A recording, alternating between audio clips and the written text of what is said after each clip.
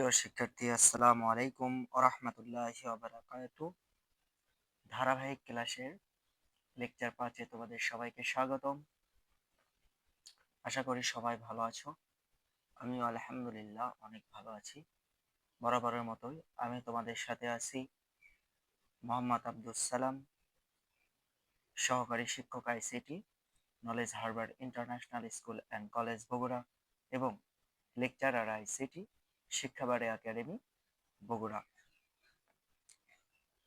তো আজকের টপিক থাকবে তোমাদের সংখ্যা পদ্ধতির রূপান্তর, ডেসিমাল থেকে বাইনারিতে রূপান্তর। গত ক্লাসে আমরা শিখছি ডেসিমাল থেকে বাইনারিতে রূপান্তরের প্রথম অংশ। আজকে শিখব দ্বিতীয় অংশ, 35.65। এটা একটা ডেসিমাল নাম্বার, এটাকে বলছে এর বাইনারি কত।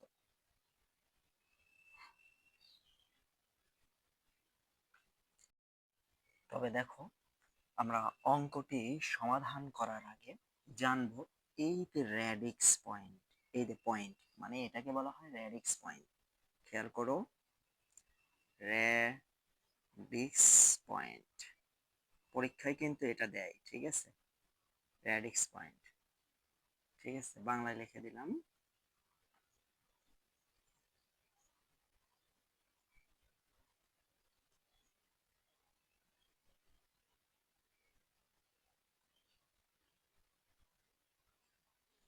যদি বলে রেডিক্স পয়েন্ট কি, রেডিক্স পয়েন্ট কাকে বলে, তখন তোমরা কি লিখবা? প্রথম দেখো, তোমরা সংখ্যা পদ্ধতিতে পূর্ণ সংখ্যা ও ভগ্নাংশ সংখ্যা, ভগ্নাংশ অথবা তোমরা দশমিক বলতে পারো, বা দশমিক সংখ্যাকে যে চিহ্ন দ্বারা, যে চিহ্ন দ্বারা আলাদা করা হয়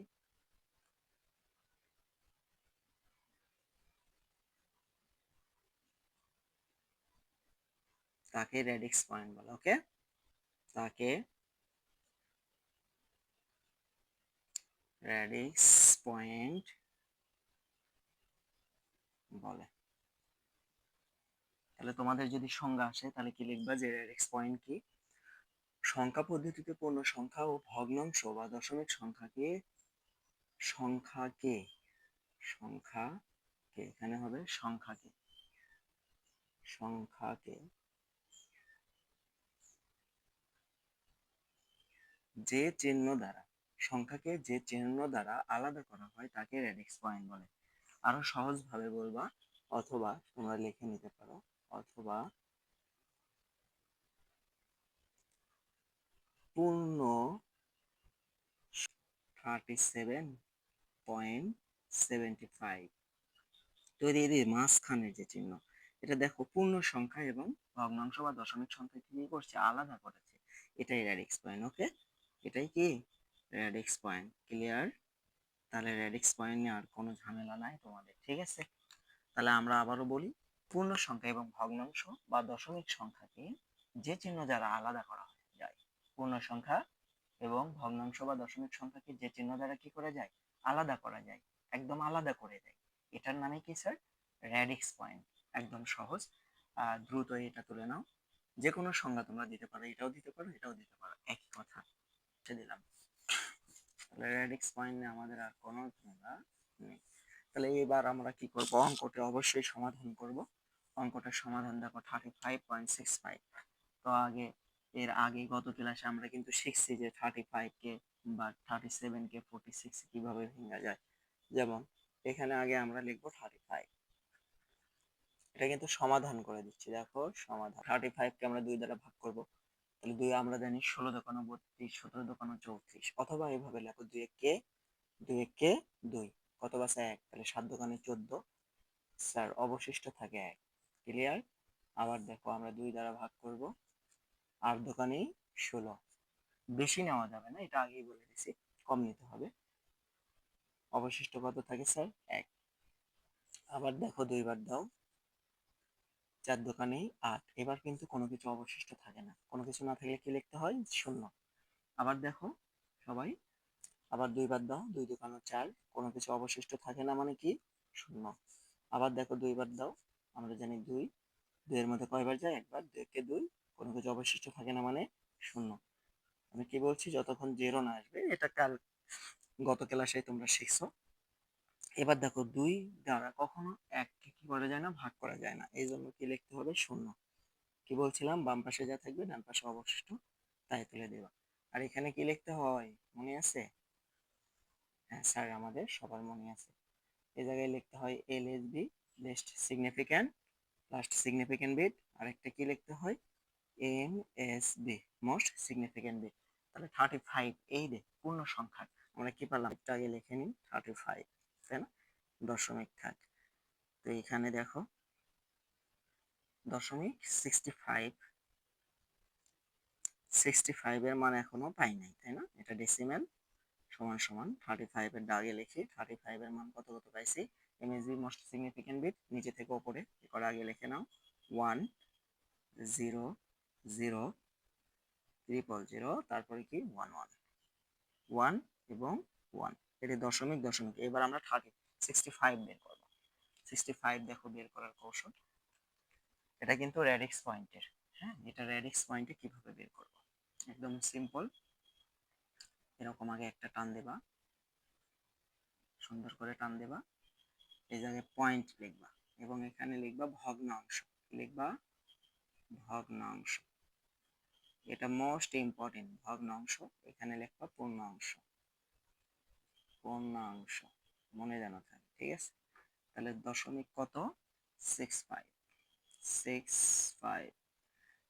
এখন আমরা কি করছিলাম বলতো? এর আগে 2 দ্বারা ভাগ করছিলাম, এবার আমরা 2 দ্বারা গুণ করব, অর্থাৎ যেটা চাইবে সেটাকে কি করব? 2 দ্বারা গুণ করব।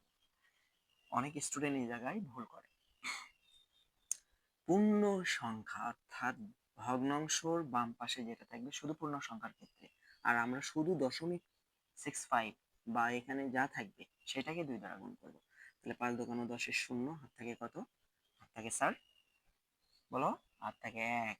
তাহলে দেখো 6 দোকানো 12 আর 1 13, এই যে 13, অর্থাৎ দেখো 1.1.3, শূন্য ক্যালকুলেটরে আসবে না।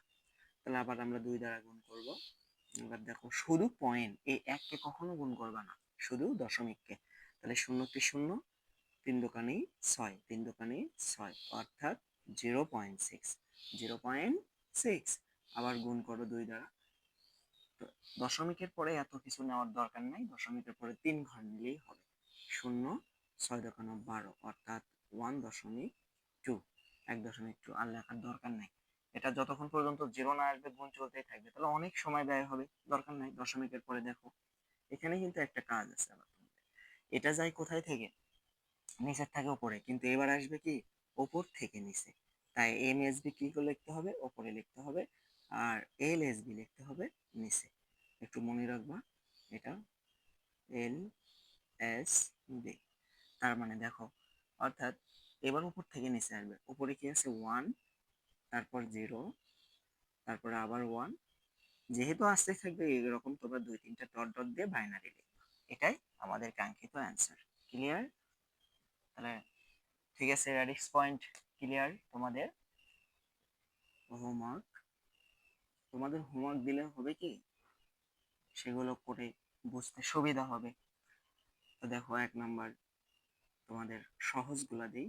দেখো 27.6 বা 35, হ্যাঁ 35 ডেসিমেল এর বাইনারি কত হয় দেখবা। তারপর দেখো 2 নাম্বার, যে কোনো সংখ্যায় দিতে পারে, ঠিক আছে? 1142, 142.65 অথবা 75 ডেসিমেল।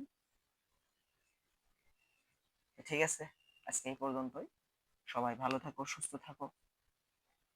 দেখা হবে আগামী লেকচার 6 হবে তোমাদের, আমরা কিভাবে ডেসিমেল থেকে অক্টালে রূপান্তর করব। হ্যাঁ, সবাই ভালো থাকো। আল্লাহ হাফেজ। আসসালামু আলাইকুম ওয়া রাহমাতুল্লাহি ওয়া বারাকাতুহু।